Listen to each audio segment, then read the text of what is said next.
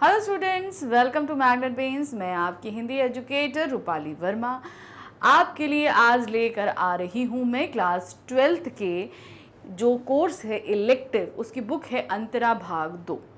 उसके गद्य खंड का अध्याय है जहाँ कोई वापसी नहीं। ये पाठ जो है हमारे सामने निर्मल वर्मा जी ने प्रस्तुत किया है। तो सबसे पहले आपको बताऊं कि आपको पता है क्लास 12th में 2 कोर्स चलते हैं, कोर और इलेक्टिव, जिनमें दोनों में ही बुक्स अलग अलग चलती हैं। तो जो भी आपका कोर्स है उसके हिसाब से देखिएगा। तो आज हम जैसे में इलेक्टिव करा रहे हैं तो इनकी 2 बुक है, अंतरा भाग 2 और अंतराल भाग 2। इसके अलावा तीसरी एक बुक और चलती है, अभिव्यक्ति और माध्यम, तो उसको भी हमें ध्यान से देखना है, ठीक है ना। तो उसे भी देखेंगे, लेकिन अभी तो हम अंतरा करा रहे हैं तो अंतरा देखते हैं।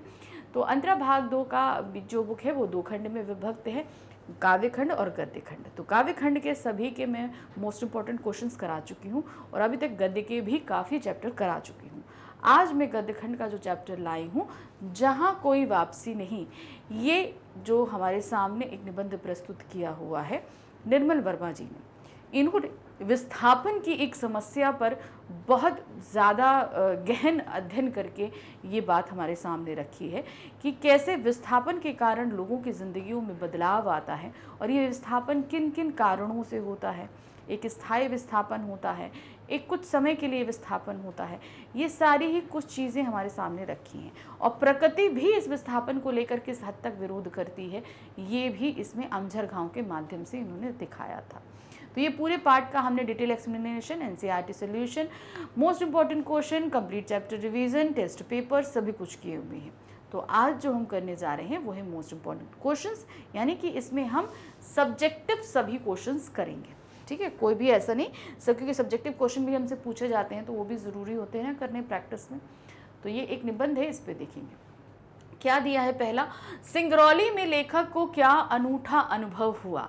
जब हमारे लेखक सिंगरौली गए तो वहाँ पे ऐसा क्या चीज़ जो हुआ जिसको देखकर वो उनको बहुत अच्छा लगा, क्या अनूठा अनुभव था। तो देखिए क्या है, लेखक वर्ष 1983 यानी कि 1983 में सिंगरौली गया था, जहाँ पर उसने सुना कि अमरौली प्रोजेक्ट की सरकारी घोषणा के बाद आम के पेड़ सूखने लगे। अब हुआ क्या कि वहाँ पर जो है एक अमरौली प्रोजेक्ट लाया गया, यानी कि वहाँ पे औद्योगिकरण होने जा रहा था, तो वहाँ के लोगों का विस्थापन करना था, गांव को विस्थापित करना था, लोगों को वहाँ से हटा के दूसरा जाना था।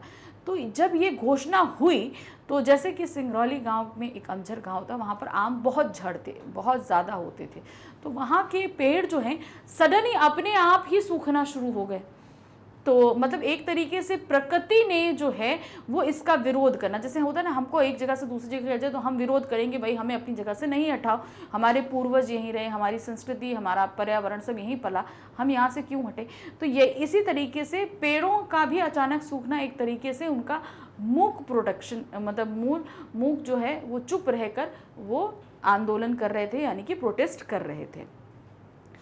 वह मान्यता है कि शायद ये प्रकृति का मौन विरोध था कि मनुष्य के उजड़ जाने के बाद वह जीवित रहकर क्या करेंगे। भाई पेड़ को ये लग रहा था कि जब मनुष्य ही नहीं रहेंगे तो हम यहाँ जीवित रहकर क्या करेंगे। इसी कारण पेड़ सूख गए। लेखक ने टेहड़ी गरवाड़ के पेड़ों को बचाने के लिए मनुष्य के संघर्ष की कहानियां सुनी थी, लेकिन मनुष्य के विस्थापन के विरोध में पेड़ों का मूक सत्याग्रह का अनूठा अनुभव ही सिंगरौली में उन्हें हुआ। अब क्या हुआ, जब 1983 में हमारे लेखक जहाँ गए तो उन्होंने पेड़ों का ये प्रदर्शन देखा। इससे पहले भी जो है टिहरी जब बांध बन रहा था तो उसके लिए पूरे टिहरी शहर को विस्थापित किया गया था। तो ये एक उन्होंने देखा था, बहुत सारे लोगों ने इसको प्रोटेस्ट किया, गंगा नदी पे बांध नहीं बनना चाहिए, उनकी प्रवाह धारा को नहीं रोकना चाहिए, पूरे गांव पूरे शहर को विस्थापित करना एक जगह से दूसरी जगह आसान नहीं था। तो ये बहुत सारे प्रोटेस्ट हुए थे, लेकिन ये सभी आदमी मनुष्यों द्वारा किया गया था, लेकिन पेड़ों द्वारा ऐसा कोई प्रोटेस्ट किया जाए ऐसा उन्होंने ना कहीं देखा था ना सुना था, जो उन्हें सिंगरौली में देखने को मिला था। साथ ही लेखक ने एक दूसरी दृष्टि से भी इसे अनूठा अनुभव बताया, क्योंकि सिंगरौली आकर उसे आकर ही उसे ज्ञात हुआ कि विस्थापित होने से पूर्व ये लोग किस प्रकार का स्वच्छ और पवित्र जीवन व्यतीत करते हैं और अब विस्थापन के पश्चात लोग किस प्रकार का जीवन जीने को विवश हो जाएंगे। देखिए, जब वो जिस गांव में रहते हैं वहां स्वच्छ वातावरण है, बढ़िया स्वच्छ वायु है, पूरा प्राकृतिक वातावरण, सब कुछ साफ है, सिस्टमैटिक ढंग से है, सब कुछ है, लेकिन जब उन्हें उनकी जगह से विस्थापित किया जाएगा तो वो क्या होगा, आप बताइए। शहरों के किनारे एक टेंट बनाकर रहकर सड़कों पर काम कर रहे हैं, बच्चे इधर उधर जा रहे हैं, गंदगी है, धूप है, ऐसा जीवन जीने के लिए वो विवश हो जाएंगे। तो एक ये चीज भी उन्होंने सोची और इसको देखकर वो थोड़ा विचलित भी हुए। प्रश्न संख्या 2 है, विस्थापन से पूर्व अमझर गांव का जीवन किस प्रकार था। यानी कि जब ये बात हुई कि वहां पे सिंगरौली प्रोजेक्ट आ रहा है तो पूरे कई गांव वहां पे उजाड़े जाएंगे, तो उन्हीं में एक गांव था अमझर गांव। तो अमझर गांव को विस्थापन से पहले जो है उनका जीवन किस प्रकार था। जाहिर सी बात है वहां सुंदरता थी, सब लोग बहुत अच्छे से रहते थे। इस तरीके से जो उन्होंने पाठ में बताया है उसको देखिए कैसे है। विस्थापन से पूर्व अमझर गांव में प्राकृतिक वातावरण बहुत मनोरम था। अब किसी भी आप गांव में जाओ तो वहां पे जो प्राकृतिक परिदृश्य होता है वो हमको बहुत सुकून देता है, क्योंकि हम नेचर के जितना करीब जाते हैं हमें उतनी शांति। अब हमें शहरों में ये सारी चीज़ें नहीं मिलती। देखो, सिंपल सी बात है, हम चाहे जितने अच्छे, जितने नीट एंड क्लीन व्यवस्थित शहर में ले लें, लेकिन गाँव की जो अपनापन है, जो स्वच्छता है, वो हमें कहीं नहीं मिल सकती।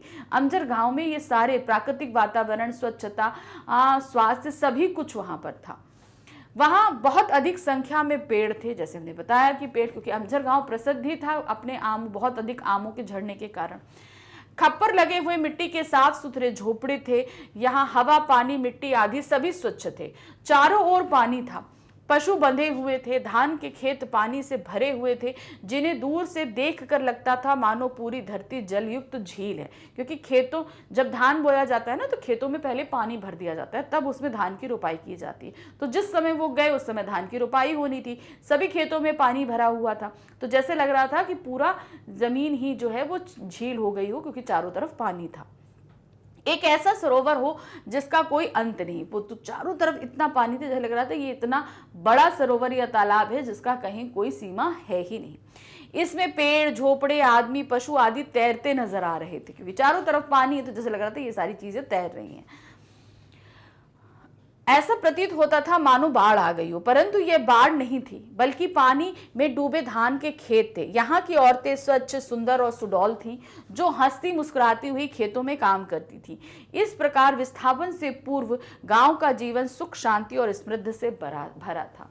तो जब तक ये विस्थापन नहीं किया गया था, ये गांव बहुत सुखमय गांव था।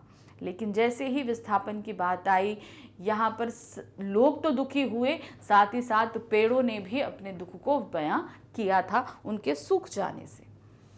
प्रश्न संख्या 3 है, सिंगरौली के उजड़ने पर लेखक को इतना शोक क्यों हो रहा था। भाई, आधुनिकीकरण के नाम पर ये विस्थापन किया जा रहा था और सिंगरौली एक बहुत ही संपन्न, प्राकृतिक संपदा से संपन्न, पूरी तरह से एक बहुत ही अच्छी जगह थी। उस जगह पे ऐसा औद्योगिकरण कर लोगों को एक जगह से दूसरी जगह विस्थापित करना, इनकी जड़ों से उखाड़ देना, ये एक अच्छी बात नहीं थी, इसलिए हमारे लेखक थोड़ा दुखी थे। सिंगरौली का प्राकृतिक सौंदर्य अत्यंत मनोहारी है। इस क्षेत्र की भूमि बहुत उपजाऊ है, क्योंकि ये यहाँ पर उग रहे पेड़ पौधों की क्वालिटी से पता चलता है कि यहाँ की भूमि कितनी उपजाऊ है। यहाँ के जंगल समृद्ध हैं। इन जंगलों के सहारे हजारों वनवासी और किसान अपना भरण पोषण करते हैं। तो जंगलों में इतनी ज़्यादा पेड़ पौधे और इतनी उर्वरक चीज़ें हैं कि लोगों को इनसे भरण पोषण करने के लिए हर एक चीज़ मिल जाती है आसानी से। यहाँ कत्था, महुआ, बांस व शीशम के पेड़ों की बहुत अधिक संख्या है। लेखक कहता है कि यदि सिंगरौली की भूमि बंजर होती और लोगों को वहां से अन्य स्थान पर विस्थापित किया जाता तो उसे इतना दुख नहीं होता, किंतु समृद्धशाली सिंगरौली की हरी भरी उपजाऊ भूमि और बसे बसाए गांव को उजड़ता देख लेखक को अधिक क्षोभ या दुख हो रहा था। देखिए, जैसे औद्योगिकरण होता है, औद्योगिकरण करने के लिए बहुत सारे एरिया को एकदम क्लीन अप करना पड़ता है, ना वहाँ लोग हो, ना वहाँ वनस्पतियाँ हों। अब अगर आप औद्योगिकरण कर रहे हो तो ऐसी जगह पे करो जो बंजर एरिया है, जहाँ पर हरियाली नहीं है, ऐसी जगह पे करो तो ज़्यादा अच्छा रहता है। हरे भरे जगहों को उजाड़ कर लोगों के उनको अपने निवास स्थानों से निकालना बहुत ही गलत चीज़ है। इसीलिए उनको इतना दुख हो रहा था, क्योंकि ये एक प्राकृतिक सुषमा युक्त प्रदेश था।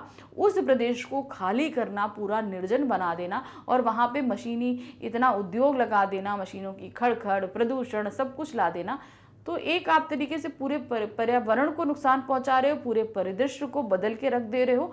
इसीलिए हमारे लेखक दुखी थे। सिंगरौली की ऐतिहासिकता के बारे में आप क्या जानते हैं? हमारे लेखक ने यहाँ सिंगरौली की ऐतिहासिकता के बारे में भी बताया है, उसको आपको यहाँ पर लिखना है। देखिए, जो पार्ट में बताया है एज इट इज नहीं, तो कोई भी चीज़ जब भी कोई क्वेश्चन पूछते, जैसे सिर्फ अगर कोई स्टेटमेंट पूछा जा रहा है तो आप उसे एज इट इज लिखोगे, लेकिन अगर जैसे किसी चीज़ के बारे में पूछा जा रहा है तो आपने उसको पढ़ा हुआ है, उसे अपने शब्दों में कन्वर्ट करके आप लिख सकते हो। लेकिन अगर किसी का वक्तव्य है या किसी ने क्या कहा है तो उसे हमें एज इट इज शब्दों में लिखना पड़ता है। जैसे यदि सिंगरौली में वर्ष 1926 के पहले खैरवार जाति के आदिवासी राजा निवास किया करते थे। तो अब उन्होंने जो इतिहास बताया है तो ध्यान रखिएगा, इसमें सन है और बहुत सारे नाम हैं, उनको रटना होगा आपको। लेकिन बाद में इस क्षेत्र का आधा हिस्सा, जिसमें उत्तर प्रदेश तथा मध्य प्रदेश के खंड शामिल थे, तो जब इसको बांटा गया तो आधा उत्तर प्रदेश और आधा मध्य प्रदेश में आ गया। रीवा राज्य के भीतर शामिल कर दिया गया। तो इसको कहाँ शामिल किया गया? रीवा राज्य के। 20 साल पहले तक यह सारा क्षेत्र विंध्याचल और कैमूर के पहाड़ों और जंगलों से घिरा हुआ था, जहां पर अधिकांश रूप में कत्था, महुआ, बांस और शीशम के पेड़ उगते थे। तो आप जहां पर प्रकृति से संपन्न प्रदेश मांग रहे हो, वहीं पर यहाँ पर जो उत्पादक चीजें होती थी वो भी बहुतायत में होती थी। एक पुरानी दंत कथा के अनुसार सिंगरौली का नाम संगावली पर्वत माला से निकला है, जो पूर्व से पश्चिम में फैली हुई है। तो ये उसका नाम क्यों पड़ा, ये भी चीज बताई गई है। तो इसको आपको देखना पड़ेगा कि क्या क्या उन्होंने इसमें बताया है उसी तरीके से। प्रश्न संख्या 5 है, सिंगरौली को काला पानी क्यों कहा जाता है?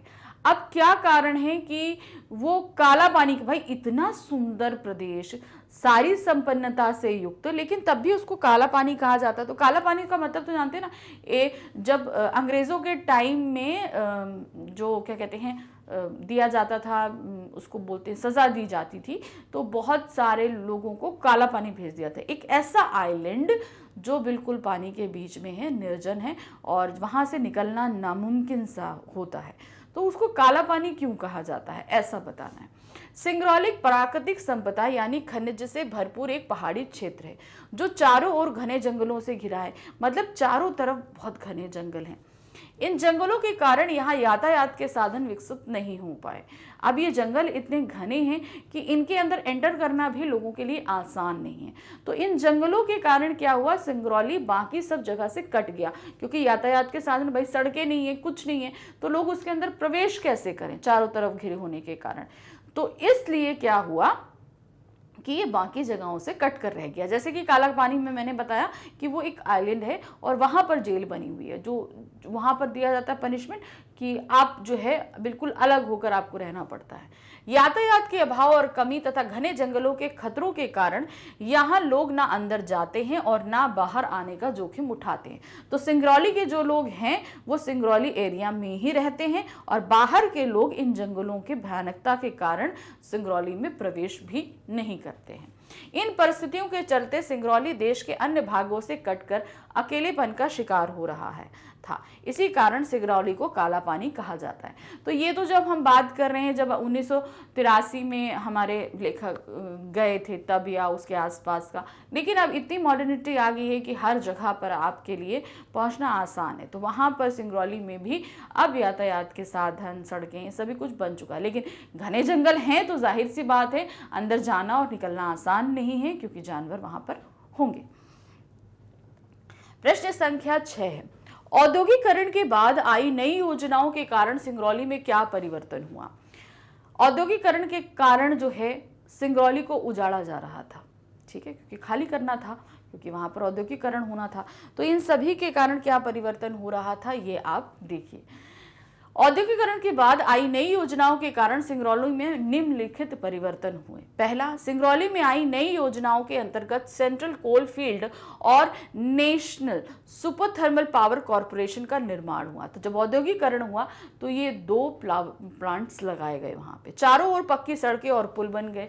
अब चूंकि यहाँ पे औद्योगिकरण हो रहा है तो अब वहां तक आना पहुंचना, रसद सामान वगैरह पहुंचाना, ये सारी के लिए सड़कें और पुलों का होना जरूरी है, तो उनका भी निर्माण किया गया। सिंगरौली अब प्रगति के मानचित्र पर राष्ट्रीय गौरव के साथ प्रतिष्ठित है। तो सिंगरौली में अब ये प्रगति हो रही है, लेकिन ऐसी प्रगति का कोई मतलब नहीं जहां पर हम प्राकृतिक संपदा को नुकसान पहुंचाते हैं। तो सिंगरौली जो अभी तक हमारे मानचित्र से कहीं गायब था, कटा सा था, वो माना कि मानचित्र में उभर कर आया, लेकिन उसके लिए बहुत महंगी कीमत चुकानी पड़ी।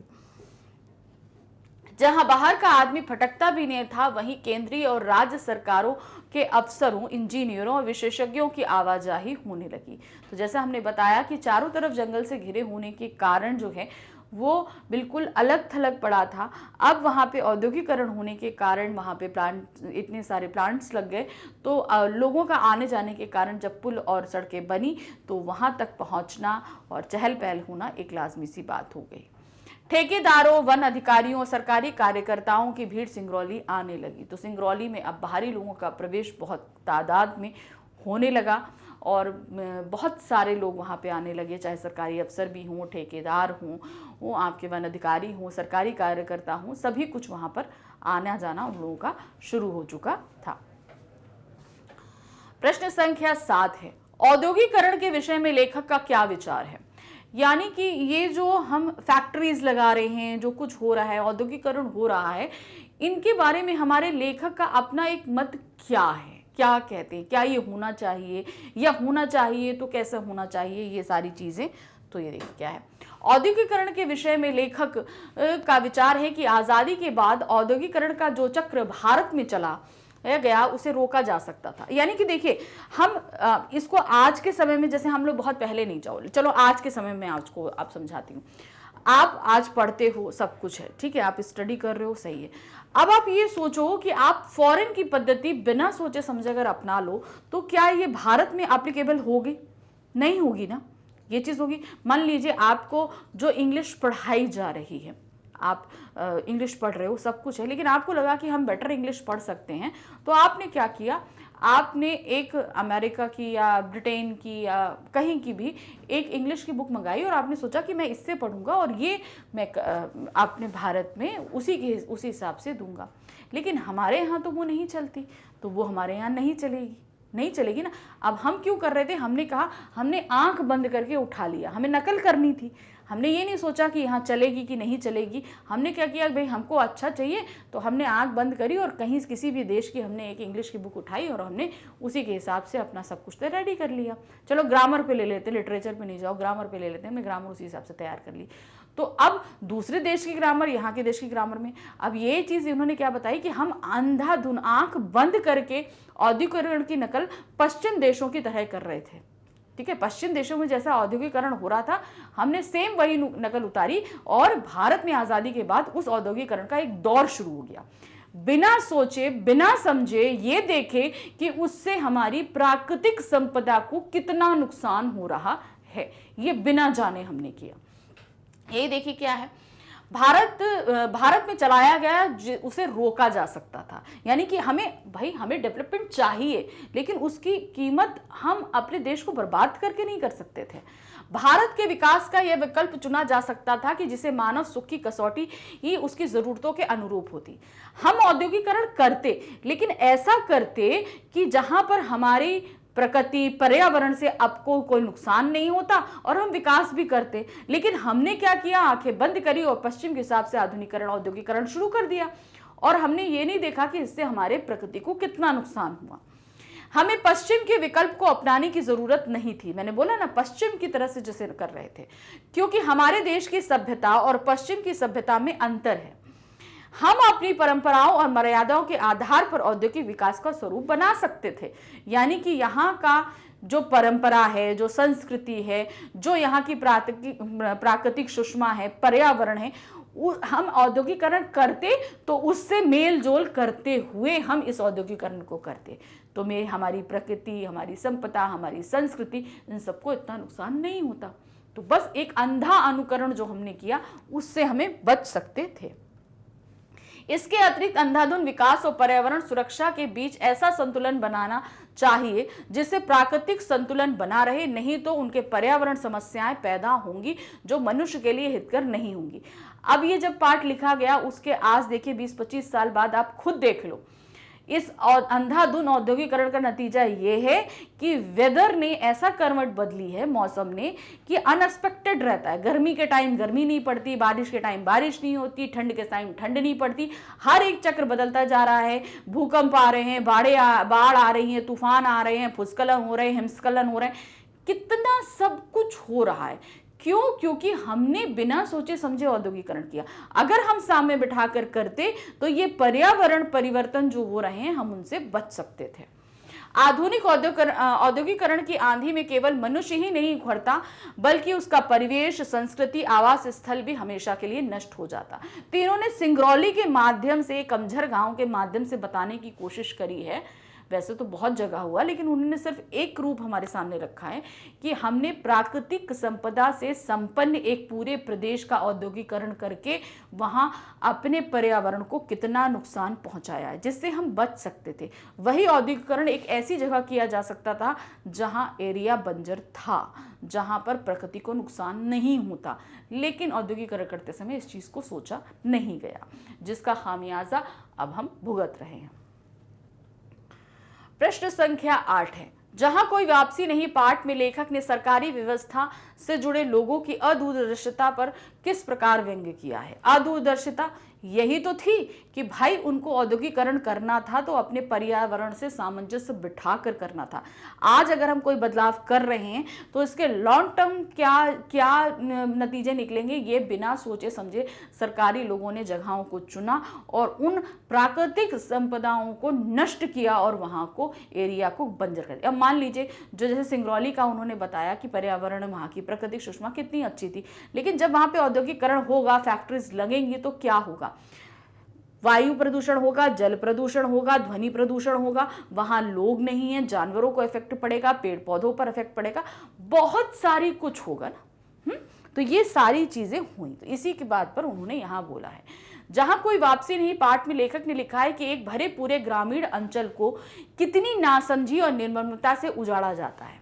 कि मतलब पूरा, उन्होंने प्राकृतिक सुषमा सिंगरौली की बताई ना, उस पूरे एरिया को उजाड़ दिया गया सिर्फ औद्योगिकरण के नाम से। इस पंक्ति के माध्यम से लेखक ने सरकारी व्यवस्था से जुड़े लोगों की अदूरदर्शिता पर करारा व्यंग किया है कि मतलब आपने इतनी सुंदर जगह को उजाड़ दी, आपने ये नहीं सोचा कि इसका क्या इफेक्ट पड़ने वाला है। वे लोग पश्चिम देशों के विकास के मॉडल को भारतीय परिस्थितियों में जबरदस्ती थोपते हैं, जबकि दोनों देशों की सभ्यता में पर्याप्त अंतर है। मतलब जबरदस्ती हम पर उसको थोपा गया कि नहीं, ये विकास के नाम पर है और आपको मानना पड़ेगा, लेकिन आपने ये नहीं देखा कि दोनों देशों की सभ्यता, संस्कृति, रहन सहन, खान पान, सोच विचार सब कुछ अलग है। तो आपको उसी हिसाब से कार्य करना चाहिए था। ये नहीं कि आंख बंद करके आपने मान लिया कि हमको ऐसे प्रगति करनी है और हम करते चले जा रहे हैं। वे सत्ता पक्ष और कुछ पूंजीपतियों के स्वार्थों की पूर्ति के लिए हरे भरे वनों, समृद्धशाली गांवों तथा उनमें रहने वाले लोगों को उजाड़ देते हैं, जिससे ग्रामीण व्यक्तियों को शरणार्थियों जैसा जीवन जीने के लिए विवश होना पड़ता है। अब वो उनका जहां घर था, सब कुछ था, उन्हें उनकी जगह से हटा दिया गया। अब वो बेचारे कहाँ जाएं? उन्हें शहरों में आना पड़ा। जो अपने अच्छे घरों में रह रहे थे, बने हुए बढ़िया मिट्टी के घरों में, उन्हें आजकल तंबुओं में सड़क के किनारे जीवन बिताना पड़ रहा है।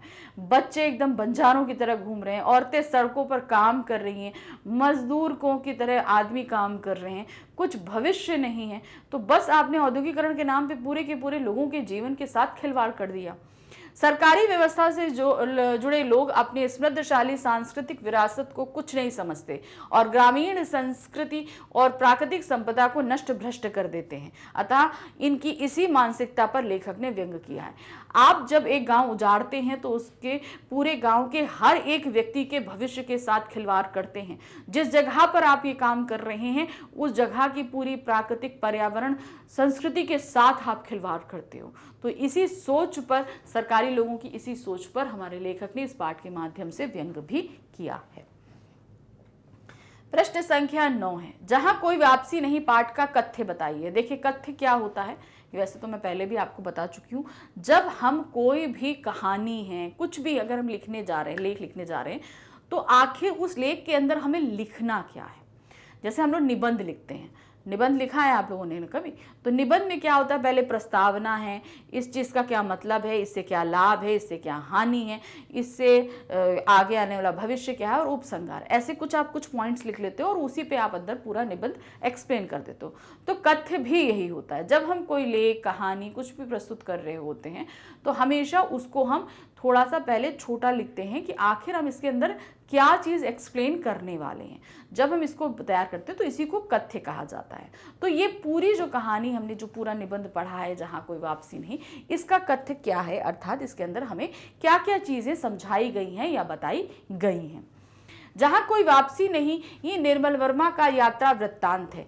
इस पाठ में लेखक ने औद्योगिकरण और विकास के नाम पर पर्यावरण विनाश संबंधी चिंता प्रकट की है।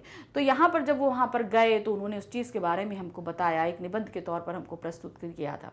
औद्योगिक विकास के दौर में आज प्राकृतिक सौंदर्य किस तरह से नष्ट होता जा रहा है, इसका मार्मिक चित्रण भी लेखक ने किया है। साथ ही आदिवासियों के विस्थापन से उपजी अनेक समस्याओं की अभिव्यक्ति भी हुई है। भाई ये विस्थापन क्यों हो रहा है, इससे लोगों को क्या परेशानी हुई, पर्यावरण को क्या परेशानी हुई, ये सभी कुछ बता रहे हैं। लेखक ने स्पष्ट किया है कि आधुनिक औद्योगिकरण की अंधी दौड़ में केवल मनुष्य ही नहीं उजड़ता, बल्कि उसका परिवेश, उसकी संस्कृति, आवास स्थल भी हमेशा के लिए नष्ट हो जाते हैं। तो आप अगर विस्थापन करते हो तो उस व्यक्ति का पूरा भविष्य, उस एरिया की जो पर्यावरण संपदा है, उनकी संस्कृति है, सभ्यता है, सभी कुछ नष्ट होता है। तो इन सारी बातों को उन्होंने इस पूरे पाठ में हमें बताने का प्रयास किया है। प्रश्न संख्या 10 है, जहां कोई वापसी नहीं, पाठ का उद्देश्य स्पष्ट कीजिए। ये पाठ अगर हमारे सामने निर्मल वर्मा जी ने रखा है तो वो किस माध्यम से, मतलब क्या चीज हमको समझाना चाह रहे हैं, सिर्फ उनका उद्देश्य क्या है, किस माध्यम से उन्होंने हमारे देश में जो हम पश्चिमी सभ्यता को आंख मूंद कर जो हम इसका पालन कर रहे हैं ना, वो चीज़ हमें समझाना चाह रहे हैं। हमें कोई भी चीज़ अपनानी है तो ये सोच समझकर हमें अपनाना पड़ता है कि क्या चीज़ हमारे लिए कितना फ़ायदेमंद है और कितना नुकसानदेह है, और आगे चलकर वो हमारे लिए कितना नुकसानदेह हो सकता है। हमारी जो भारतीय सभ्यता है ये पर्यावरण से जुड़ी हुई है, हमारे जो प्राकृतिक संपदा है उससे जुड़ी थी। कि हमारे यहाँ देखिए बहुत सारे तीज, त्योहार, उत्सव सब इन प्रकृति से ही संबंध होते हैं। हमारे यहाँ प्रकृति पूजी जाती है। तो अगर हम इस जो आधुनिकीकरण सभ्यता को जो आंख मूंद कर जो हम अपना रहे हैं, इसमें हम इसको नुकसान पहुंचाते हैं। तो हमें उसी पर ध्यान देना है, उसी को हमें नहीं करना है। इस चीज़ के उद्देश्य से उन्होंने इस पूरे पाठ को रखा है, क्योंकि हम कहीं ना कहीं उसके चक्कर में हम प्रकृति को बहुत नुकसान पहुंचा रहे हैं। जहां कोई वापसी नहीं, पाठ का उद्देश्य विकास के नाम पर प्राकृतिक संपदा एवं सौंदर्य को नष्ट करने के प्रति जागरूकता उत्पन्न करना है। यानी कि जो हम आधुनिकता अपनाने के नाम पर जो प्रकृति को नुकसान पहुंचा रहे हैं, उसके बारे में, उसको रोकने के बारे में हमको बताता है। साथ ही औद्योगिकरण की आड़ में प्राकृतिक सौंदर्य को जो क्षति पहुंचाई जा रही है, उसके घातक परिणामों की ओर भी ध्यान दिया कि भाई जो हम औद्योगिकरण के नाम पे जो प्रकृति को नुकसान पहुंचा रहे हैं, उसके लॉन्ग टर्म क्या नतीजे होंगे, उसके बारे में भी बताया जा रहा है। इसके अतिरिक्त स्पष्ट किया गया है कि औद्योगिकरण और विकास का मॉडल आयातित नहीं बल्कि अपने देश की जरूरत के अनुसार होना चाहिए। आयातित का मतलब दूसरा ऐसा कर रहा है तो हम भी करेंगे, ये नहीं देखना। आपको ये देखना है क्या हम ये कर सकते हैं अपने देश के अकॉर्डिंग या नहीं। जैसे अपना घर होता है, हम कोई भी चेंजेस हमें दूसरे के घर के अकॉर्डिंग नहीं करने, हमारे घर में क्या चीज़ें सूटेबल हैं हमें उसके हिसाब से करना होता है। तो इसी तरीके से हमें जो भी चीज़ें करनी है दूसरे के देश को देखा देखी नहीं करनी है, अपने हिसाब से आपको नया मॉडल बना कर करनी होती है। नहीं तो इससे नुकसान क्या होगा, अपने आप को ही नुकसान होना है ना। स्थानीय परिस्थितियों को अनदेखी ना करना, हजारों गांवों के उजड़ने की विस्थापितों की पीड़ा, उनके परिवेश, संस्कृति, आवास स्थल नष्ट होने की पीड़ा के प्रति मानवीय संवेदना पैदा करना ही इस पाठ का उद्देश्य है। यानी कि कोई एक चीज़ के बारे में नहीं है, कई चीज़ों के बारे में। अब जैसे पूरा का पूरा गांव उठकर एक से दूसरी जगह चला जाता है तो वो अपने पूरे परिवेश से हट गए। भाई जहाँ वो काफ़ी सालों से रह रहे हैं, उनकी पैदाइश वहीं की है, सब कुछ अभी आसपास उन्होंने सब कुछ अपने हिसाब से देखा है, किया है। अब एकदम से उनसे बोला जाए कि नहीं आपको ये जगह छोड़कर कहीं और जाना है और कहीं और बसना है, तो अब वो उनके लिए तकलीफ देह है कि नहीं। क्योंकि किसी भी नई जगह जाएंगे, जब आवाज़ बदलता है तो व्यापार भी बदलता है। तो ये सारी चीज़ें भी उनके लिए एक बहुत बड़ा परेशानी का कारण बन जाता है। तो इन सभी दुखों के बारे में, जैसे स्थानीय परिस्थितियों का अनदेखा करना, वो जिस जगह जा रहे हैं वो नहीं देखते और जहाँ रह रहे हैं वो नहीं देखते। उनको तो बोल दिया कि आपको ये जगह खाली करनी है, यहाँ पे कोई प्रोजेक्ट आ रहा है। तो अब लेकिन जिन लोगों को विस्थापित होना है उनको कितनी परेशानी होगी, ये चीज़ नहीं हो पाती। हज़ारों गाँवों के उजड़ने से विस्थापितों की पीड़ा, कितना उनको दिक्कत होती है। उनके परिवेश, संस्कृति, आवास स्थल नष्ट हो जाते हैं। जो जगहें जहाँ पर वो रह रहे हैं वो जगहें नष्ट हो जाती हैं। तो मतलब एक जगह से दूसरी जगह जाने में जो लोगों को पीड़ा होती है और वहाँ के पर्यावरण को जो फ़र्क पड़ता है, उन सभी को बताना इस पाठ का उद्देश्य है। प्रश्न संख्या 11 है, अमझर से आप क्या समझते हैं? अमझर गाँव में सूनापन क्यों है? अमझर गाँव का मतलब क्या है? यानी कि जहाँ आम झरते हों। और अमझर गांव में सूनापन क्यों था, क्या कारण था? देखिए, अमझर से अभिप्राय है आम के पेड़ों से घिरा गांव जहां आम झरते हैं। तो समझ में आ गया, अमझर यानी कि आम का झरने वाला प्रदेश, वो जगह जहां बहुत सारे आम के पेड़ हों और उनसे आम बहुत ज़्यादा, मतलब आम झर का वहाँ पे लिटरली आम बहुत होता था। यहाँ पिछले 2-3 वर्षों से सूनापन है। इसका कारण सरकारी घोषणा है। सरकार ने घोषणा की थी कि जहां अमरौली प्रोजेक्ट बनाया जा रहा है, इस प्रोजेक्ट के अंतर्गत नवा गांव के अनेक गांव आएंगे जिन्हें उजाड़ कर अन्यंत्र स्थापित किया जाएगा। इसके बाद से यहाँ के पेड़ सूखने लगे। वे भी लोगों की तरह मूक सत्याग्रह कर रहे थे। अब नवा गांव के अंदर कई सारे गाँव आ रहे थे, तो इस वजह से जो अमझर गाँव था वहाँ पर जो ये इतने सारे जो आम के पेड़ थे जो रहते थे, उनको इस चीज़ का पता नहीं कैसे एहसास हो गया कि लोग वहाँ से जाएं, उससे पहले उन्होंने ही सूखना शुरू कर दिया। पहले तो आम आना शुरू हो गया, फिर वो धीरे धीरे वो पेड़ भी सूख कर ख़त्म हो गए। तो ये चीज़ उनका अपना खुद का सत्याग्रह था, क्योंकि वो ये चीज़ जानते थे, समझते थे कि भाई हम यहाँ पर हैं, जैसे अमझर गांव है तो आम वहाँ पर हैं, ये तब तक है जब तक मनुष्य यहाँ है। अगर मनुष्य यहाँ नहीं रहेगा तो हमारा भी कोई मतलब नहीं रहेगा। इसलिए जैसे ये घोषणा हुई तो एक तरीके से कवि ने इस चीज़ को बोला कि प्रकृति ने भी एक मूक सत्याग्रह किया। जैसे लोगों ने भाई किया कि नहीं ये जगह नहीं हटानी चाहिए, ऐसा तो नहीं है कि सरकार ने बोल दिया और लोग दूसरे दिन अपना सामान लेकर चल पड़े। उन्होंने भी वहाँ पर बहुत सारे आंदोलन किए, सत्याग्रह किए कि नहीं हम ये जगह छोड़कर नहीं जाएंगे, लेकिन उनको तो भाई एंड में जाना ही जाना पड़ा। लेकिन एक अपनी तरफ से कोशिश होती है ना, हम विरोध दिखाते हैं कि हमें नहीं करना है, तो इसी तरीके से पेड़ों ने भी ये विरोध दिखाया था। प्रश्न संख्या 12 है, सिंगरौली में किस का निर्माण हुआ? पहले इस स्थान को क्या माना जाता था, बाद में यहाँ परिवर्तन क्या आया? सिंगरौली को जैसे आप सभी को पता है कि काला पानी माना जाता था, क्योंकि ये चारों तरफ से जंगलों से घिरा एरिया था और इतना घना एरिया और भयंकर जानवरों से भरा था कि और यहाँ आवाजाही के कोई भी जो है रास्ता नहीं था, इसलिए इसको काला पानी कहा जाता था।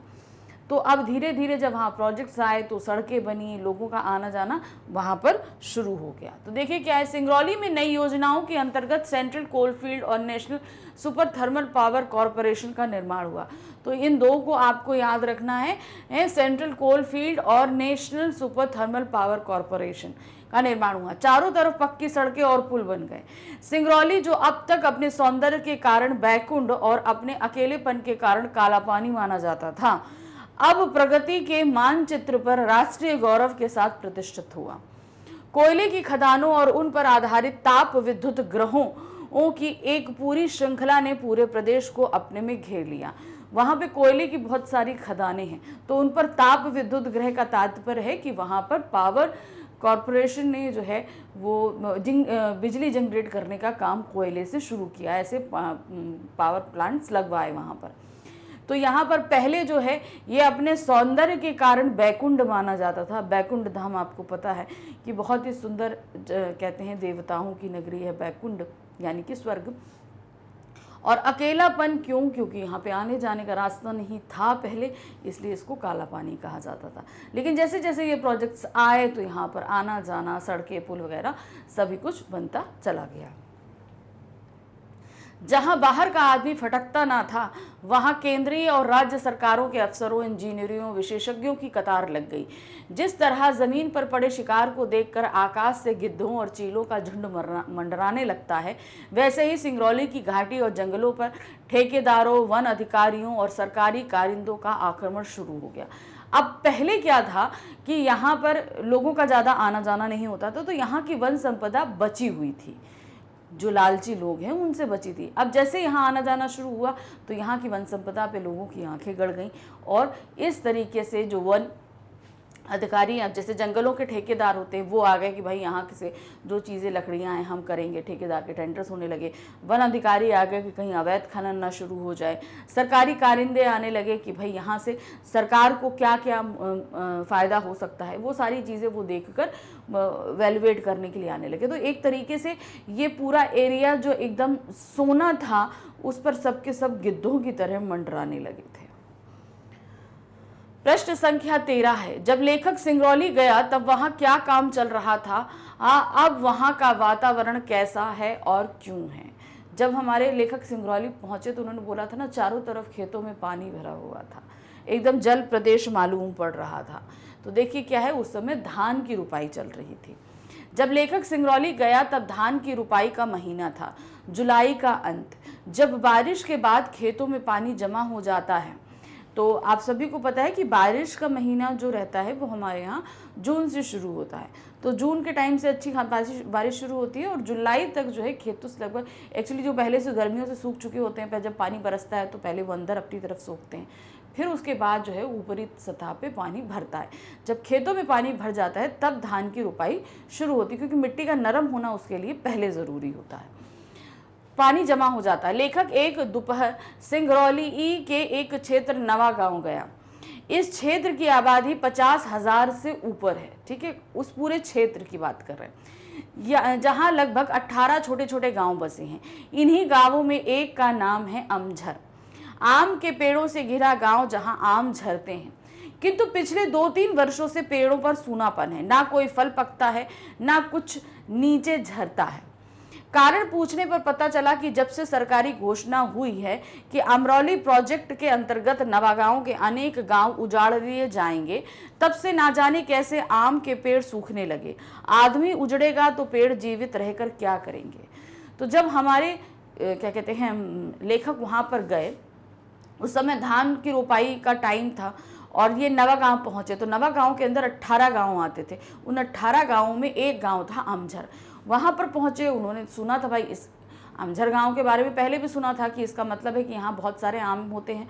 तो उनकी अपेक्षा के विपरीत जो है इनको मिला, यहाँ आम मिला नहीं। क्योंकि अब देखिए वो जुलाई के महीने में गए, तो जुलाई के महीने में हमें सभी को पता है कि आम आते रहते हैं, तो आम उनको वहाँ मिले नहीं। नाम अमझर प्रसिद्ध इसलिए क्योंकि यहाँ बहुत आम झरता है और अब आम नहीं है।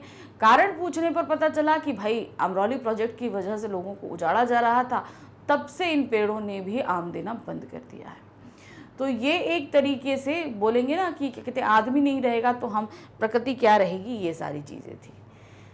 प्रश्न संख्या 14 है, लेखक ने गांव के खेतों में क्या दृश्य देखा, तो क्या दृश्य था आप बताइए। जो उन्होंने बताया था किस तरीके से जो है वहाँ पे पानी भरा हुआ था, उसको देख के लग रहा था कि पूरा का पूरा ही एक बहुत बड़ा सा तालाब है।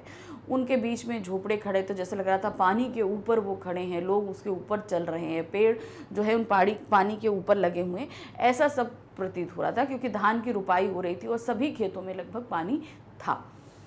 जहाँ वहाँ जो पानी भरा हुआ था वह बाढ़ नहीं, पानी में डूबे खेत थे, धान के खेत थे। वे थोड़ी सी हिम्मत बटोरकर गांव के भीतर चले।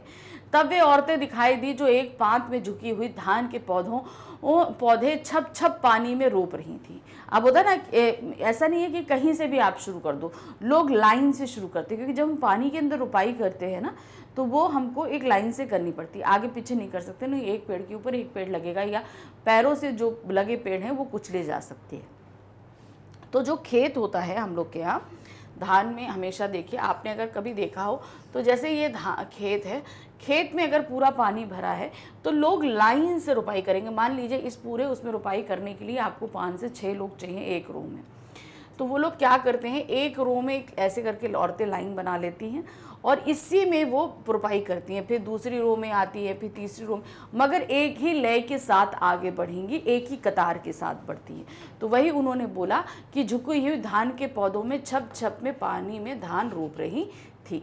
सुंदर सुडौल धूप में चमचमाती काली टांगे और सिरों पर चटाई के किश्ती नुमा हैट, क्योंकि भाई गर्म होती है, ऐसा तो नहीं कि पानी भरा है, और पानी के पास जब हम काम करते हैं तो वो बहुत ज़्यादा गर्म रहती है। चटाई किश्ती नुमा हैट जो फोटो या फिल्मों में देखे हुए वियतनामी या चीनी औरतों की याद दिलाते थे। जरा सी आहट पाते ही वह एक साथ सिर उठाकर चौंकी हुई निगाहों से उन्हें देखा, बिल्कुल उन युवा हिरणियों की तरह जिन्हें लेखक ने एक बार कान्हा के वनस्थल में देखा। अब औरतें वो अपना मगन होकर काम कर रही थी, लेकिन लेखक जैसे ही वहां पर पहुंचे तो थोड़ी आहट हुई, तो एकदम से वो जो है सब एक लय में सर उठाकर इनको देखते हैं। तो इन्हों को याद कैसे आ गई, जंगल में दिखी हिरणियों की तरह इनको याद आ गई कि वो भी जरा सी आहट में सब एक ही लय में गर्दन उठाकर देख रही थी। प्रश्न संख्या 15 है, किसी इलाके की संपदा उसके लिए अभिशाप क्यों बन जाती है। अब देखिए, कोई भी संपदा, जैसे वहाँ पर अमरौली में क्या था, वहाँ पर कोयला बहुत अच्छी तादाद में था, ठीक है, नवागांव में कोयला उस क्षेत्र में बहुत था, तो यही संपदा उसके लिए अभिशाप बनी, क्योंकि उसी के कारण वहाँ के लोगों को उजाड़ा गया था। तो देखिए क्या है, आज सभी लोलुपता की प्रवृत्ति से ग्रस्त है, यानी कि हर की कुछ पा लेने की प्रवृत्ति उनके अंदर होती है। कोई भी प्रदेश आज के लोलुप युग में अपने अलगाव में सुरक्षित नहीं रह सकता। कभी कभी किसी इलाके की संपदा ही उसका अभिशाप बन जाती है। दिल्ली के सत्ताधारियों और उद्योगपतियों की आंखों में सिंगरौली की अपार खनिज संपदा छिपी नहीं रही। तो जो सरकार बैठी थी उसे पता था कि इस एरिया में बहुत ज़्यादा संपदा है, उनको पता चला, और जो है ये संपदा ही इस इलाके के लिए अभिशाप बनी। जब इलाके की खनिज संपदा का सत्ताधारियों उद्योगपतियों को पता चला, तब वे उसे हड़पने के उपक्रम में जुट गए। अब उन्हें लगा कि भाई इतनी संपदा है तो इसको निकालना शुरू करो। निकालना शुरू करने का मतलब क्या था कि उस एरिया में जितने बसे गांव हैं, जो कुछ भी हैं, उन सभी को वहाँ से हटाना पड़ेगा। इसीलिए वहाँ की धन संपदा क्योंकि भाई मनुष्य उजड़ेगा, औद्योगिकरण होगा, तो वहाँ का पर्यावरण, प्राकृतिक परिदृश्य सभी कुछ तबाह हो जाएगा। तो उस धन संपदा की वजह से वहाँ एरिया जो है एक तरीके से एक लालच का शिकार बन गया। प्रश्न संख्या 16 है, जहां कोई वापसी नहीं पाठ में लेखक निर्मल मरवा ने गांवों के खेतों का क्या दृश्य देखा था। अब खेतों का जो दृश्य है वो आपको यहाँ बताना है। देखिए क्या है, वहां जो पानी भरा हुआ था, बाढ़ नहीं, पानी में डूबे धान के खेत थे। वे थोड़ी सी हिम्मत बटोर गांव के भीतर चले, क्योंकि भाई वो वहां गए थे घूमने के पर्पज से, तो चलो चलते हैं, देखते हैं अंदर।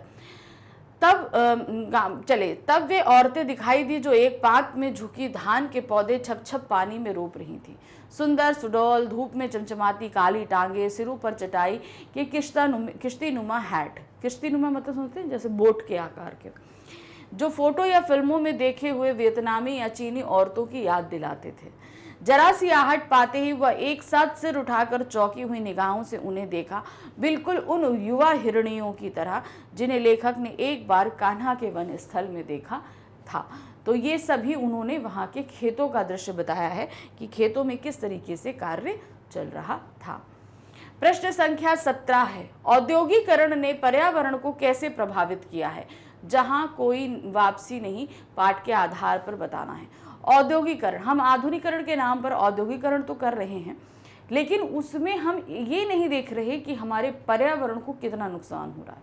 हमने क्या किया, हमने पश्चिम देशों से देखा देखी जो है अपने देश में औद्योगिकरण शुरू कर दिया, लेकिन इस औद्योगिकरण में हमने ये नहीं देखा कि उनका परिवेश, उनकी संस्कृति, उनका वातावरण अलग था और हमारा अलग था। हमने तो ये देखा कि वहाँ ऐसा होता था तो हम भी यहाँ करेंगे, लेकिन आपने यहाँ के लोगों के परिवेश के कारण जो है औद्योगिकरण को नहीं शुरू किया, इसीलिए यहाँ का पर्यावरण बहुत ज़्यादा प्रभावित हुआ। औद्योगिकरण ने पर्यावरण को बुरी तरह से प्रभावित किया है। औद्योगिकरण ने पर्यावरण का संकट पैदा कर दिया है, यह पूरी तरह सच है। जाहिर सी बात है, जब औद्योगिकरण का तात्पर्य है कि नए प्रोजेक्ट्स लगाना, अब कहीं पर अगर कोई प्रोजेक्ट लगता है तो उस एरिया को जाहिर सी बात है जो वन है, जो कुछ है, उनको हटाना पड़ता है ना। जब वहाँ पर अब सबसे पहले तो हमने पेड़ काट दिए, वो समतल जगह बना दी और वहाँ पर हमने प्रोजेक्ट्स लगा दिए। अब लगाने के बाद क्या होता है, अब इन फैक्ट्री से अपशिष्ट पदार्थ निकलते हैं, जैसे गंदा पानी है, ठीक है, वो निकला, वेस्टेज निकला, पोल्यूशन होता है, नॉइज़ होती है, गर्माहट बढ़ती है। तो इससे आसपास में क्या हुआ भाई, जो शुद्ध वायु थी वो शुद्ध नहीं रह गई। आसपास जो भी अगर पानी का स्रोत होगा, जाहिर सी बात है जब कोई फैक्ट्री लगेगी तो आसपास पानी का स्रोत होना ज़रूरी है, नहीं तो उनको भाई काम के लिए कहीं ना कहीं पानी की ज़रूरत पड़ती है, तो वो पानी का स्रोत भी दूषित हो जाएगा। जो ये फैक्ट्रीज लगी, इनमें काम हो रहा है, इलेक्ट्रिसिटी का काम हो रहा है, इतना ज़्यादा लोहा कंक्रीट होने की वजह से वहाँ का एरिया गर्म हो जाता है, तो इसका भी प्रकृति पर प्रभाव पड़ता है। तो देखिए कितना पोल्यूशन हुआ कि नहीं हुआ। औद्योगिकरण के लिए आम लोगों की ज़मीन अधिकृत की गई, ठीक है, वहाँ जो लोग रह रहे थे उनकी ज़मीनों को ले लिया गया, उनको उजाड़ा गया, वहाँ के परिवेश को नष्ट किया गया। इस औद्योगिकरण में मनुष्य ही नहीं उजड़ा बल्कि उसका परिवेश भी उजड़ गया। तो आदमी को तो हटाया ही हटाया उन्होंने इसको करने के लिए, लेकिन उसका जो जहाँ वो रह रहा था, वहाँ का जो वातावरण था, सब कुछ था, वो भी नष्ट हो गया। इससे पर्यावरण का संतुलन बिगड़ा, जाहिर सी बात है बिगड़ेगा। जो अभी तक स्वच्छ साफ बना था वो हट गया तो बिगड़ना ही बिगड़ना था। औद्योगिकरण के कारण जो उद्योग स्थापित किए गए, उन्होंने अपने धुएं से भी पर्यावरण को प्रदूषित किया। तो जिस जगह पर ये फैक्ट्रीज लगी, तो हमने बोला ना उनसे धुएं निकलेंगे, तो धुएं की वजह से भी क्या हुआ, एयर पोल्यूशन हुआ। इन कारखानों से निकलने वाले कचरे पर्यावरण का संकट पैदा किया। अब अगर फैक्ट्री लगी है तो कचरा जो हमने बोला ना वेस्ट निकलेगा, तो उसकी वजह से भी आसपास बहुत सारी गंदगी हुई, जिससे पर्यावरण प्रभावित होता है। प्रश्न संख्या 18 है, आधुनिक औद्योगिकरण की आंधी में सिर्फ मनुष्य ही नहीं उखड़ता, बल्कि उसका पूरा परिवेश, संस्कृति, आवास स्थल भी हमेशा के लिए नष्ट हो जाते हैं। जहां कोई वापसी नहीं, पाठ के आधार पर उपयुक्त कथन की समीक्षा कीजिए। अब यहाँ पर देखिए, पहले चीज़ है कि जब आधुनिक औद्योगिकरण होता है, जैसे कि आपको पता है कि कहीं पे भी अगर फैक्ट्रीज लग रही हैं तो लोगों को वहाँ से हटाया जाता है, तो उस हटाने की प्रक्रिया को कहते हैं विस्थापन। अब ये विस्थापन इस पाठ में दो तरीके से बताया गया है, एक प्राकृतिक कारण से जो विस्थापन होता है और एक औद्योगिकरण के कारण होता है। एक स्थायी होता है, एक अस्थायी होता है। अब पर्यावरण के कारण कैसे मतलब होता है, देखिए क्या होता है, जब हमारे यहाँ कोई प्राकृतिक आपदा आती है, मान लीजिए भूकंप आ गया, बाढ़ आ गई, तूफान आ गया, कभी किसी पहाड़ी इलाकों में भूस्खलन होता है, इन सभी के कारण मनुष्य जहाँ कहीं भी रहता है वो जगह खत्म हो जाती है, मकान गिर जाते हैं, भूस्खलन हुआ तो उनमें दब गए, तो बहुत सारा एरिया जो है वो नष्ट हो जाता है। तब लोगों के रहने के लिए वहाँ पर जगह नहीं बचती, क्योंकि एक तो रेस्क्यू कार भी चल रहा होता है और दूसरा जगह वहाँ की जब तक समतल नहीं होगी तब तक उनके नए घर कैसे बनेंगे। तो इसलिए उनको कुछ समय के लिए अपनी वो जगह छोड़कर कहीं जाना पड़ता है। मान लीजिए कहीं पर भी हुआ, वहाँ पे हुआ, उसकी जगह वो वहाँ से 3-4 किलोमीटर आगे जाकर उनके लिए एक जगह कैंप वगैरह बना दिया गया। अब यहाँ पर जहाँ जो एरिया था, जहाँ वो लोग रह रहे थे और डैमेज हुआ था, अब वहाँ पर क्या किया जाएगा, उस सारे एरिया में तो सबसे पहले जो लोग दबे हैं या कुछ भी हुआ है उनको निकाला जाएगा और फिर जो है उस एरिया को समतल बनाया जाएगा ताकि वहाँ पर नए मकान बन सकें। अब इसको करने में 3-4 महीने 6 महीने लग जाते हैं, तो लोगों को उन कैंप्स में या उन अस्थायी घरों में रहना पड़ता है। फिर जैसे ही जगह समतल हुई और फिर यहाँ मकान वगैरह बन जाते हैं तो लोग फिर आकर रहने लगते हैं। तो 6 महीने 8 महीने के लिए अपनी जगह से दूर होना अस्थायी विस्थापन कहलाता है, जो पर्यावरण या प्रकृति के कारण पैदा होता है। एक होता है स्थायी आपका विस्थापन। ये जैसे कि हम यहाँ पढ़ रहे हैं, औद्योगिकरण के कारण जो स्थायी विस्थापन होता है। अब कोई भी एरिया हो, जैसे जो सबसे बड़ा विस्थापन हमारे यहाँ जो हमने देखा वो टिहरी की पे देखा। टिहरी एक बहुत ही बड़ा शहर था। अब यहाँ पे हुआ कि गंगा नदी पर एक बांध बनना है जो टिहरी बांध है। अब टिहरी बांध जब बनाया गया तो उसके कैचमेंट एरिया में ये टिहरी शहर पूरा ही आ रहा था। कैचमेंट एरिया का मतलब ये होता है कि पुल बना, वो आपका जो है बांध बनाया जा रहा था। अब बांध में पानी भरा जाएगा, अब पानी का लेवल कहाँ तक फैलेगा और कितना एरिया डूबेगा, तो उसमें जो है वो पूरा टिहरी शहर डूबा। इसके अलावा बहुत सारे गाँव भी डूब गए, तो वो पूरा शहर डूब गया। अब ये डूबना था, तो अब ये हुआ कि अब इस पूरे शहर को आपको खाली करना पड़ेगा और इस जगह पर पानी आएगा। लोगों ने बहुत ज़्यादा इसका विरोध किया। इवन जो साधु संत लोग हैं उन्होंने बोला कि गंगा नदी पे बांध नहीं बनना चाहिए, सब तमाम तरीके के जो है वो हुए, लेकिन तब भी वहाँ पर बांध बना। तो जैसे ऐसे पहाड़ है, 2 पहाड़ है और उसके बीच में ऐसे करके टिहरी बांध बना हुआ है, जैसे 2 पहाड़ है और ऐसे करके बना हुआ है, और इन्हीं दोनों पहाड़ों की तलहटी में ये पूरा शहर बसा हुआ था। अब जो बांध था, बांध की तलहटी में ये पूरा शहर आ रहा था। तो अब क्या किया गया, ये जो पहाड़ था, यहाँ पर 2 पहाड़ है, ये पहाड़ था, इस पहाड़ पे पूरा नया शहर बसा दिया गया लोगों के रहने के लिए, सब लोग ले जगह। तो पूरे शहर के लोग निकलकर वहाँ चले गए और वो हो गया न्यू टिहरी सिटी, और जो डूब गया वो था ओल्ड टिहरी सिटी। आप अगर कभी टिहरी जाओगे उत्तराखंड में तो आप वहाँ पर ये सारी चीज़ें खुद देख सकते हैं। डूबा हुआ शहर तो आपको देखने को नहीं मिलेगा, वो पानी के अंदर चला गया, लेकिन नया शहर आपको दिखेगा, बांध दिखेगा, पानी दिखेगा, सब कुछ दिखेगा। तो वही चीज़ हम बताया कि आंधी से सिर्फ मनुष्य ही नहीं उखड़ता बल्कि उसका पूरा परिवेश। अब यहाँ पर टिहरी के माध्यम से क्या हुआ, पूरा सिंगरौली में भी यही हुआ। सिंगरौली में जब औद्योगिकरण हुआ तो वहाँ के नवा गांव के 18 गांवों को उजाड़ दिया गया, तो पूरे आदमियों को वहाँ से हटा दिया गया। ये कथन पूर्णतः सत्य है कि आधुनिक औद्योगिकरण की आंधी में मनुष्य का पूरा परिवेश, संस्कृति तथा निवास स्थान भी सदा के लिए नष्ट हो जाते हैं, सदा के लिए। क्योंकि अब जब ये जो औद्योगिकरण के कारण विस्थापन होता है, इसमें व्यक्ति वापस नहीं आ सकता, जबकि प्राकृतिक कारण के जब स्थापन होता है तो मनुष्य वापस आता है, लेकिन औद्योगिक कारण से वो वापस नहीं आ सकता है। लेखक बताता है कि प्राकृतिक आपदा जैसे बाढ़, भूकंप आदि के कारण तो लोग कुछ समय के लिए अपने घर बार छोड़ने को विवश हो जाते हैं, पर संकट समाप्ति पे वह घर वापस आ जाते हैं। जैसे मैंने अभी आपको बताया कि कुछ समय के लिए जाएंगे लेकिन फिर वापस आ जाएंगे, उन्हें अपना जाना पहचाना परिवेश पुनः प्राप्त हो जाता है। पर औद्योगिकरण के कारण उजड़े लोग एक बार उजड़कर पुनः अपनी जगह पर लौट कर नहीं आ पाते हैं।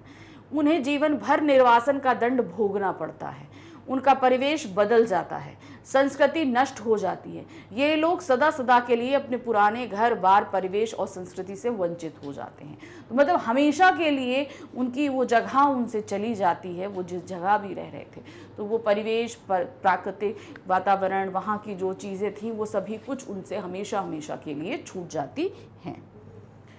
प्रश्न संख्या 19 है, निम्नलिखित पंक्तियों का भाव सौंदर्य लिखिए। अब यहाँ पर हमारे पास क्या है, कुछ पंक्ति हैं, इनका भाव बताना है क्या है।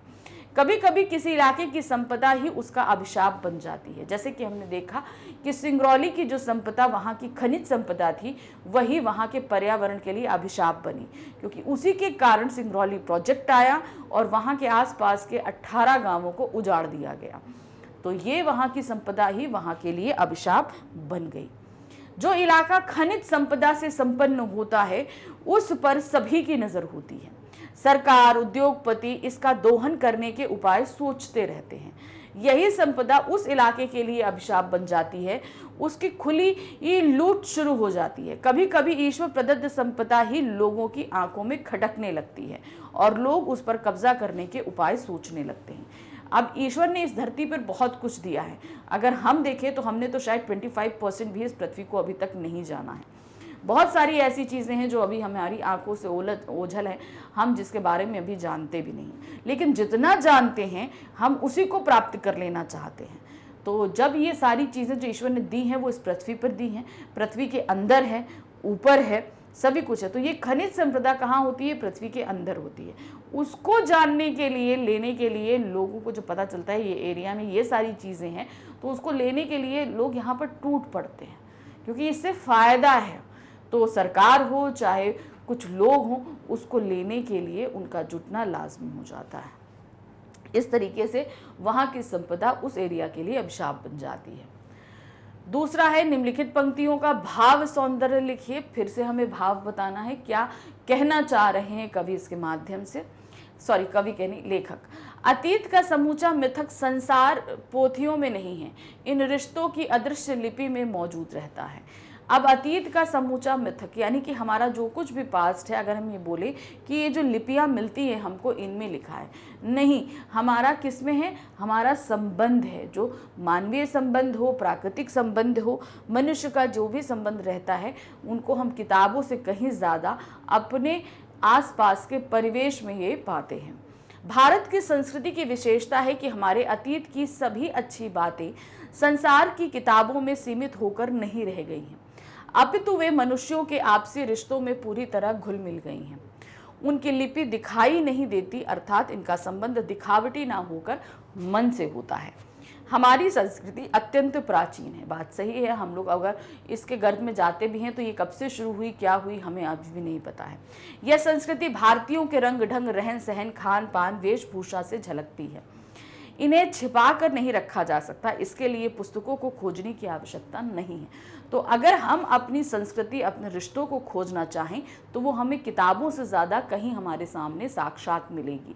ये सब हमारे रहन सहन, खान पीन, हमारे आसपास के पर्यावरण, वातावरण, हमारा संबंध इस प्रकृति से कैसा है, पर्यावरण से कैसा है, इन सभी से झलकता है। तो इस तरीके से इस पाठ के प्रश्न हमने ख़त्म किए। तो आपने अभी तक अच्छे से समझ लिया होगा कि भाई ये चैप्टर जो जिस तरीके से लिखा गया है एक यात्रा वृत्तांत, लेकिन लिखने का तरीका काफ़ी हद तक निबंधात्मक है। आप सभी को पता है कि यात्रा वृत्तांत बहुत ही नवीन विधा है। इससे पहले यात्रा वृत्तांत निबंध के तौर पर ही लिखे जाते थे। तो इसको आप ना निबंध कह सकते हो, ना पूर्ण रूप से यात्रा वृत्तांत कह सकते हो, क्योंकि यात्रा वृत्तांत में हम सिर्फ अपनी यात्रा के बारे में ही चर्चा करते हैं। लेकिन इस पाठ में लेखक ने यात्रा जहाँ करी, जैसे नवागांव की यात्रा करी, उसके बारे में तो जानकारी दी, लेकिन उसके कारण जो चीज़ें उत्पन्न हो रही थी, जो परेशानियाँ, उस पर उन्होंने पूरा एक निबंध के तौर पर लेखन किया है। तो यहाँ पर ये यात्रा वृत्तांत कम निबंध रहा है। तो आपको क्लियर मैंने पहले कर दिया है कि यात्रा वृत्तांत बहुत नवीन विधा है। इसको क्या कहते हैं, बहुत ही मतलब पहले प्राचीन विधा के रूप में नहीं है, लेकिन निबंध काफ़ी पुरानी विधा है। तो उस विधा में ही इन्होंने मोस्टली लिखना शुरू किया, मतलब लिखना तो शुरू इन्होंने यात्रा वृत्तांत से किया, लेकिन कुछ समय के बाद से ये निबंध में तब्दील हो गया है। तो ये पूरा पार्ट तो हमने पढ़ लिया, अच्छे से समझ लिया, सब कुछ हो गया, क्वेश्चन आंसर्स कर लिए। अब इसी तरीके से आपके सभी सब्जेक्ट के आपके जो है वीडियोस यहाँ पर फ्री में अवेलेबल होते हैं, क्योंकि मैग्नेट ब्रेन्स एक ऐसा चैनल है जो किंडरगार्टन से लेकर क्लास 12 तक के सभी सब्जेक्ट के जो आपको देता है नॉलेज, वो 100% फ्री देता है। तो यहाँ पर पढ़ाई कर सकते हैं आप 3 जगह पे जाके, यूट्यूब पे, हमारी वेबसाइट पे जिस magnetbrains.com, और हमारे क्या कहते हैं ऐप को, जिसे आप डाउनलोड कर सकते हैं प्ले स्टोर से। तो तीनों में किसी भी जगह जाएंगे आपको फ्री वीडियोस ही मिलेंगे। तो निश्चिंत होकर इन फ्री वीडियो को देखिए, लेकिन वेबसाइट पर और ऐप पर आकर आप बहुत ही अच्छे से अरेंज मेथड से पढ़ाई कर सकते हैं। यहाँ पे आपका टाइम बिल्कुल भी वेस्ट नहीं होगा। यहाँ पर हर एक चीज़ आपके लिए बहुत सिस्टमेटिक ढंग से अरेंज की गई है। तो हम पूरा साल आपके साथ रहते हैं, आपकी पढ़ाई बहुत अच्छे से करवाते हैं, सब कुछ देते हैं, और वो भी 100% फ्री देते हैं। तो अच्छे से फ़ायदा उठाइएगा। अभी हमारे पास हमारी अंतरा बुक के और चैप्टर्स बाकी हैं, ठीक है ना। तो नेक्स्ट वीडियो में हम अपना नेक्स्ट चैप्टर लेकर आने वाले हैं, उसके हम मोस्ट इम्पॉर्टेंट क्वेश्चन करेंगे। तो मिलते हैं नेक्स्ट वीडियो में। Thank you for watching, bye bye.